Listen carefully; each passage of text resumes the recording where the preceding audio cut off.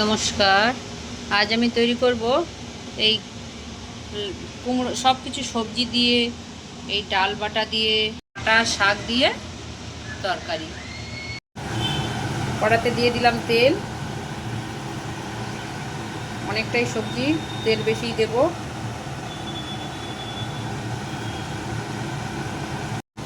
ডালের বড়াগুলো আমি তৈরি করে নেব।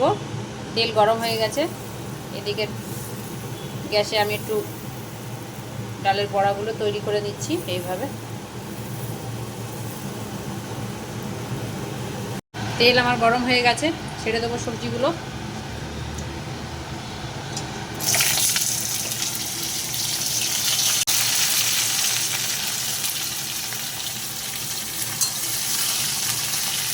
সবজিগুলো ভালো করে ভেজে নেব। ভাজাটা আমার ভালোই হয়ে এসছে। এবার আমি দিয়ে দেবো একটু হলুদ গুঁড়ো, একটু জিরে আর ধনের গুঁড়ো দিয়ে আবার একটু কষতে থাকবো। এর মধ্যে আমি একটু টমেটোও দিয়েছি একটা। এই সবজিগুলো ভালো করে ভাজা হয়ে যাক। আর ওদিকে তো লাউয়ের ডাঁটাটা এরপরে দেবো, আর এদিকে ডালের বড়াগুলোও হচ্ছে, এগুলো দিতে লাগবে। এগুলো খুব কড়া করে ভাজা হবে না, একটু কাঁচা কাঁচা থাকবে, কারণ ওই তরকারিটার মধ্যে বড়াগুলো একটু ঘেঁটে ঘেঁটে যাবে আর কি। দিয়ে দেবো একটু আদা বাটা, একটু কাঁচা লঙ্কা বাটা। কাঁচা লঙ্কা অল্প দেব, কারণ ডালের মধ্যে বাটা দেওয়া আছে কাঁচা লঙ্কা। ভালো করে কষে সবজিগুলো তো কষানো হয়ে গেছে। এবার দেবো লাউয়ের ডাঁটা আর একটু শাকও আছে। বড়াগুলো আমার হয়ে গেছে, ঢেলে নেব আমি। এখানে ঢেলে নিলাম। আর এদিকে তরকারিটাও কষানো হয়ে গেছে, জল দিয়ে দেব।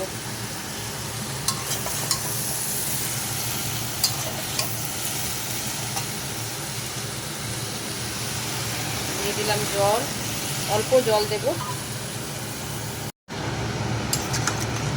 এবার আমি তরকারিটা ঢেকে দেব। সব মশলা দেওয়া হয়ে গেছে, শুধু লবণটা দেওয়া হয়নি। লবণটা একটু দেখে শুনে দিতে হবে, না হলে আবার ডাঁটায় বেশি লবণ হয়ে গেলে খাওয়া যায় না।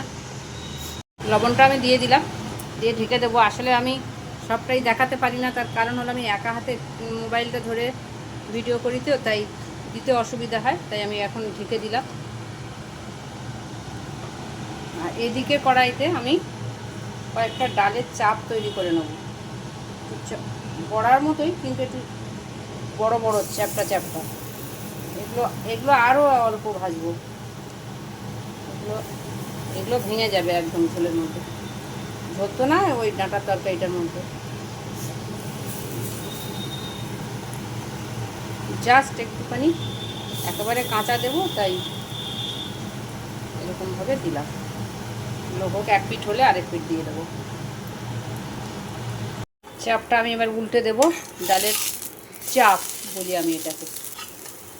সুন্দর হচ্ছে, এই বেশি ভাজার দরকারই নেই, কারণ এর গায়ে লেগে গেল। ঠিক আছে, এইভাবে হোক। আর এদিকে তরকারিটা ফুটছে কিনা দেখি। তরকারিটা হালকা ফুটছে। তরকারিটা আমি ঢাকা খুলবো একটু।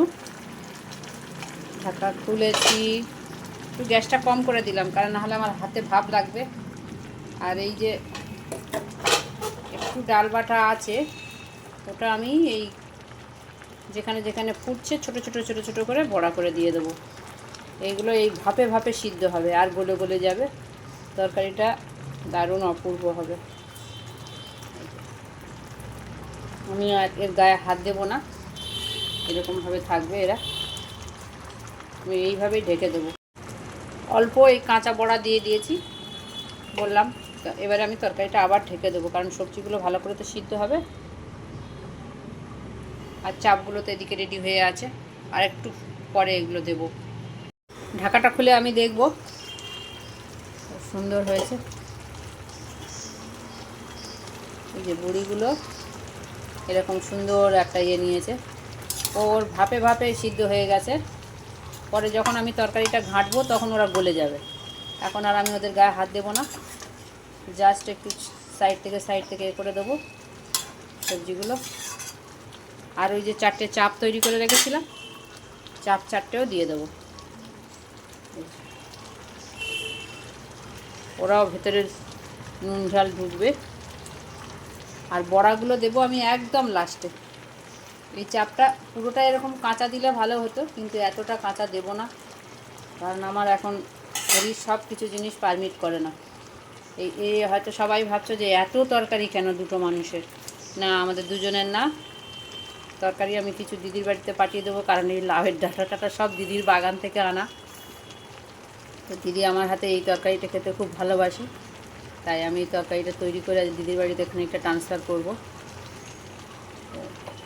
দিদির বাড়িতে দেওয়ার জন্যই এতটা তরকারি করেছে। দিদির মেয়েও এসছে, বেশি ওদের পাঠিয়ে দেবো, আমাদের দুজনের অল্প রাখবো। এদিকে আমি তৈরি করছি মৌরলা মাছের হাত মাখা তরকারি আর কি। সব কিছু দিয়ে মৌরলা মাছ, পেঁয়াজ রসুন না, জিরে ধনে হলুদ কাঁচা লঙ্কা বাটা, জিরে ধনে কী বলে আদা বাটা সব দিয়ে তেল দিয়ে মাখিয়ে মাছ দিয়ে একেবারে সব শুধু বসিয়ে দিয়েছি। এটা কাঁচা মাছ দিলে সব থেকে বেশি ভালো লাগে, তো ওই বললাম যে এখন কাঁচা আর কিছু খাচ্ছি না, একটু স্লাইড মাছটা ভেজে নিয়েছিলাম, সেইটা দিয়ে বসিয়ে দিয়েছি। আস্তে আস্তে গামাখা মতো হলে নামিয়ে নেব। সুন্দর হচ্ছে। এই যে এটা আমার হয়ে গেছে। এই যে একটু সর্ষে বাটা দিলে আরও ভালো লাগতো, কিন্তু না, একদম ধনে জিরে গুঁড়ো দিয়ে কাঁচা লঙ্কা বাটা দিয়ে এইভাবে করলাম। হয়ে গেছে, নামিয়ে দেব। একদম হয়ে গেছে। একটু রসা রসা থাকবে, এরকম রসা রসা থাক।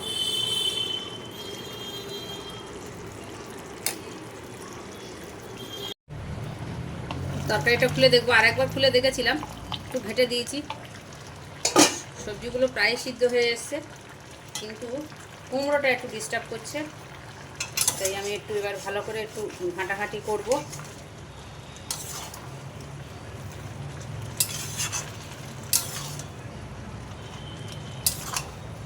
এই ডাল বড়াগুলো কিছু দিয়ে দেবো,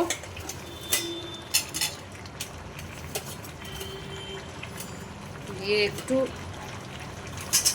ওই ডালের বাটি ধোয়া জল আর একটু দিয়ে দেবো। জল মনে হচ্ছে একটু কম হয়েছে।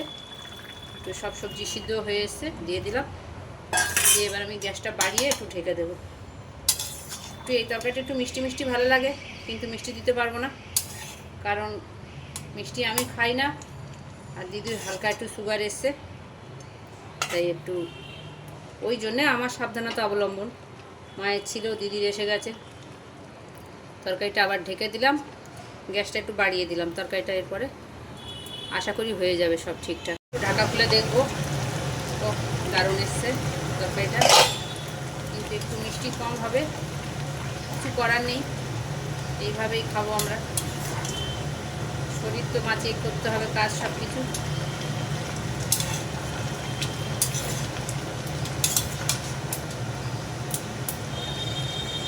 বড়া টড়াগুলো এবার সব ঘাঁটাঘাঁটি হয়ে যাবে, তবে এই তরকারিটা স্বাদ আসবে। কিন্তু এটা একটু মিষ্টি হলে ভালো হতো। কিন্তু কুমড়োটা খুবই মানে পচা কুমড়ো, একদম নিজস্ব কোনো মিষ্টি নেই, উল্টে নোনতা নোনতা স্বাদ, তার জন্য তরকারি আরও খারাপ লাগছে। হয়ে গেছে একদম সব ওকে। বড়াগুলো সব ভেঙে একদম রেডি, একটা আধটা চাপ আছে, আর বাদ বাকি সব ওই ছোটো ছোটো বড়াগুলো সব ফেটে গেছে। এই যে গ্যাস আমি নিভিয়ে দিচ্ছি, এটা আমি নামিয়ে দিয়েছি। এই যে হয়ে গেছে। তোমরা করে খেয়ে দেখো তো কেমন লাগে। আমাদের তো সবাই খুব ভালো খায় এটা, আমার হাতে রান্না। তোমরা এইভাবে করে দেখো, খেয়ে দেখো কেমন লাগে, আমাকে একটু বলো কমেন্টে। আর যদি ভালো লাগে আমার একটু লাইক শেয়ার সাবস্ক্রাইব করে দিও।